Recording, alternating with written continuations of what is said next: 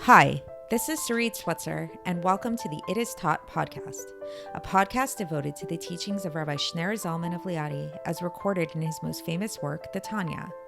My hope for this show is to make these teachings accessible and relatable to the average person, regardless of prior Jewish education or affiliation.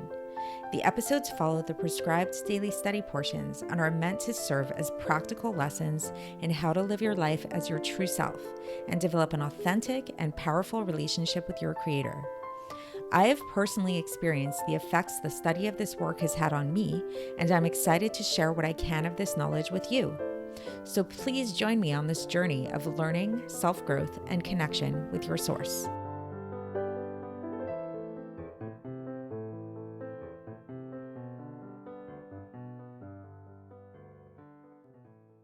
Hi, and welcome to the It Is Taught podcast. This is episode 69 for the 28th of Shevat in a leap year.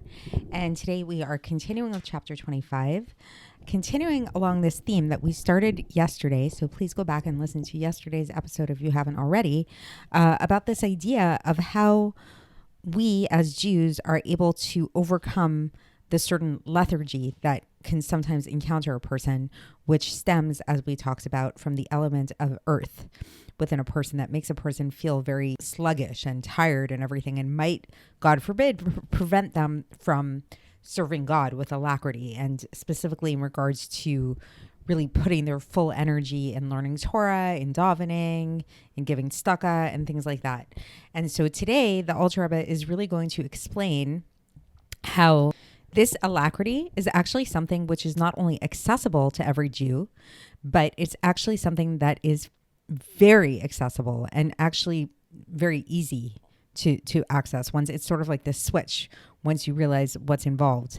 And the reasoning behind it that he brings is, and we saw this, similarly when we were talking about the refraining from doing transgressions, that was a couple of episodes ago that you can go back and listen to that, was that we already mentioned that a Jew by nature will be willing to sacrifice their life rather than to commit idolatry, even if it's for a split second.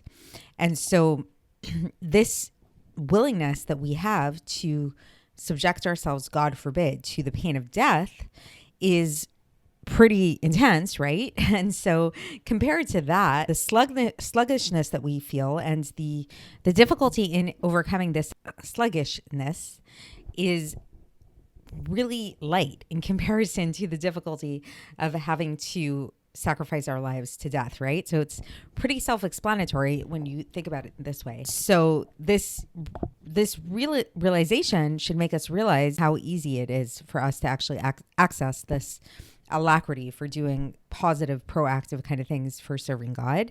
And the result of this is that we will serve God, and this serving of God, this giving up of ourselves over to God in this proactive way will lead us to really reveal God in a very obvious way, in a manifest way, which is the polar opposite of what happens when a person worships idols, God forbid, or really does any kind of transgression where they separate and conceal God from the world.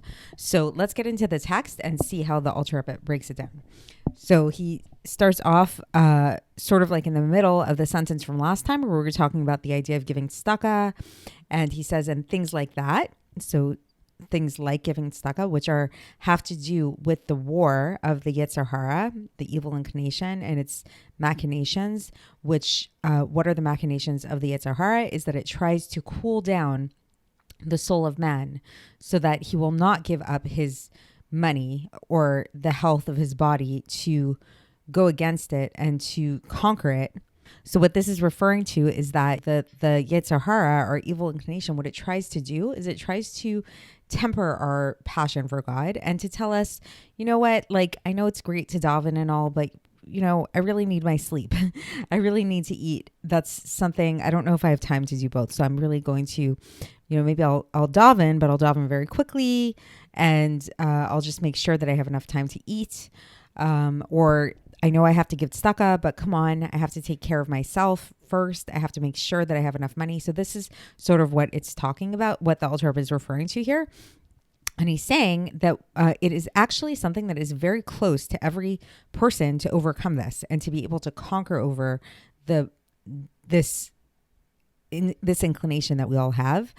And how does this happen? Is that when we place our heart to having victory over this Yetzer Hara in this regard, and not only to have victory over it, but actually to do the exact opposite, is something which is much lighter than the suffering of death. So this is, God forbid. So this is what, again, I referred to in the beginning of the podcast, this idea that overcoming this like coldness or this lethargy that might prevent us from fulfilling the mitzvahs to the fullest degree is something which may be difficult, but nowhere is it as nearly as difficult as the suffering of death, God forbid. So when we recognize that, then we can set our minds to this victory and we can overcome our inclinations. Because as the Alter Rebbe says here, we've already learned that a Jew, would receive this suffering of death willingly and with love, and because they don't want to be separated from the unity and oneness of God, not even for a moment to bow down to idolatry, God forbid. And so when we see that a Jew would not be willing to separate themselves from God, even for a split second, which is what happens when a person worships idols, God forbid. So all the more so should this same Jew receive upon themselves the love and will to attach to God for eternity. Meaning to say, what are we talking about here? Attaching to God for eternity. When we do the will of God, when a Jew does the will of God through this avoda, through this service, then the inner will of God will become revealed within him in a way of panim, like face, or inwardness, another translation, and a very large, wide revelation that's not without any concealment at all. And when there is no concealment in this case of the supernal will, then nothing separates from him at all. And so there is no thing that has an existence in its own right. Nothing is considered as its own entity. And thus his godly soul and his animal soul and their garments, they all become united totally with utmost unity with the supernal will and light of God.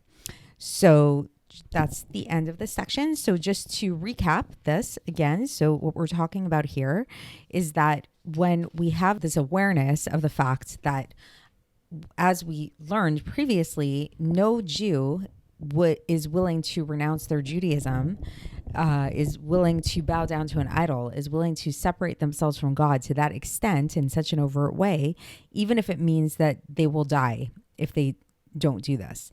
And so the fact that we are all willing to suffer, God forbid, this suffering of death, rather than to separate from God for a split instant even, then, but of course, if we have the opportunity to not only not be separate from God, but to actually be united with God in an eternal way, then of course, this is something that we can easily do, even if it means that we have to overcome our evil inclination, which might be a little bit difficult, but is it really as difficult as the suffering of death is really what the Alter Rebbe is coming to point out here.